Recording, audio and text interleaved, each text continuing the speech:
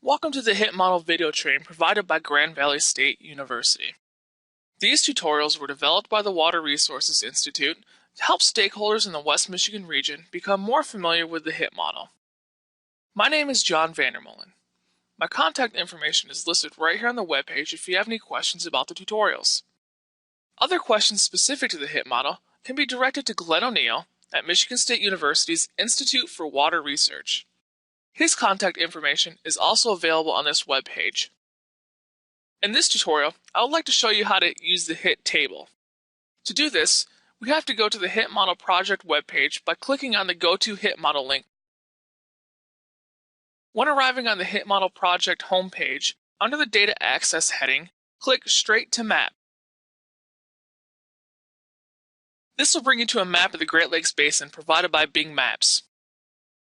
Zoom into the area northwest of Grand Rapids, Michigan by pushing on the magnifying glass in the upper corner with the positive sign in it. You may have to do this 4 or 5 times to get to the area desired. Also, you may have to pan the map to center the area for which you want more detailed information for. You can do this by pressing on this glove, going to the map, left-clicking the mouse, and dragging it left or right. Continue to zoom in.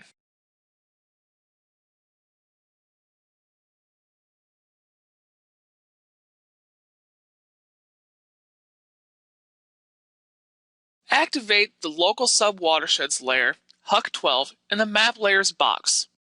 You can do this by pushing on the circle and the box next to the layer name. In order to get data, you must first select a watershed. For this example, we're going to use the Sand Creek watershed to the northwest of Grand Rapids, Michigan. The Sand Creek watershed is a tributary of the Grand River approximately 22 miles in length and located on the border of Kent and Ottawa County in Michigan. Sand Creek is made up of 3 HUC12 watersheds, the Sand Creek Headwaters, Sand Creek, and the East Fork. The watershed's land use is mostly comprised of agricultural lands. To select the 3 watersheds that make up the Sand Creek watershed, click on Select Watersheds and on Map. This will give you the crosshairs in order to select the watersheds. The sub-watersheds to be selected, again, are the headwaters of Sand Creek, the East Fork, and Sand Creek.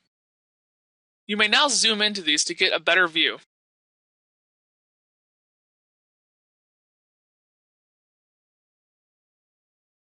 Again, notice how you are northwest of Grand Rapids, Michigan. Now that watersheds have been selected, you can get HIT data. To get the HIT data table, click on HIT data in the HIT Tools toolbar. A HIT data box will appear asking you 3 questions. The first question is, do you want to view erosion or sediment loading data? Click Sediment. The second question is, are you interested in rates and/or totals?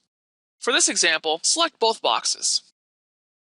For right now, click on Make Table. A new window appears in the Internet browser with a table showing the watershed name, the hydrologic unit code, the size of the watershed in acres, the total tons of sediment per year, and the rate of sediment per year in tons per acre per year. You'll notice to the right of the word sediment a sentence saying, click on a column title to sort ascending. Let's practice that. Click on the acres heading.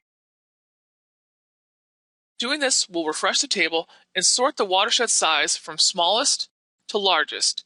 Notice that the smallest watershed is the Sand Creek watershed, and the largest watershed is the headwaters Sand Creek. For right now, let's go back to the HIT data table by Xing out of this screen. The third question in the table is to specify any BMPs you would like to evaluate. For this example, click on Mulch Till on worst 5% of a watershed, No Till on worst 5% of a watershed, and Grass on 5% of a watershed. Click Make Table. Once again, a new window appears in the Internet browser with a table showing the watershed names. Maximize this window. Take a moment to review the columns of the HIT data table. The first 3 columns in white display some basic information about the selected sub-watersheds. The gray columns display the estimated sediment loading in both tons and by rate. The black columns show an estimated reduction in sediment loadings for each of the BMPs selected previously. And the green columns show the cost benefit in dollars per ton of sediment loading reduced for each BMP. So where can the stakeholder get the most bang for the buck? The answer is under the BMP cost benefit heading. According to the HIT model, the most effective way to reduce sediment in the Sand Creek watershed is to no-till the worst 5% of the area in the watershed. Specifically, applying this BMP to the headwaters of the Sand Creek is the most effective way for a stakeholder to use their monies. Finally, if the user feels that the cost to implement a particular BMP does not reflect the current market value, they can change the value of a BMP to be more realistic. To do this, the user must enter dollar value under one or more BMPs under the Specify New Value to Recalculate BMP Cost section. For example, change the BMP cost for no-till on worst 5% of area from $14 to $21. Push the Recalculate BMP Cost button after doing that. Maximize the window. Notice that the overall most cost-effective BMP is now mulch till on worst 5% of area. This concludes this section of the tutorial. The user should now know how to view HIT model outputs using the HIT data table, how to determine the most cost-effective BMP to implement in a watershed to reduce erosion and sediment, and how to change the cost of a BMP to better reflect the current market conditions.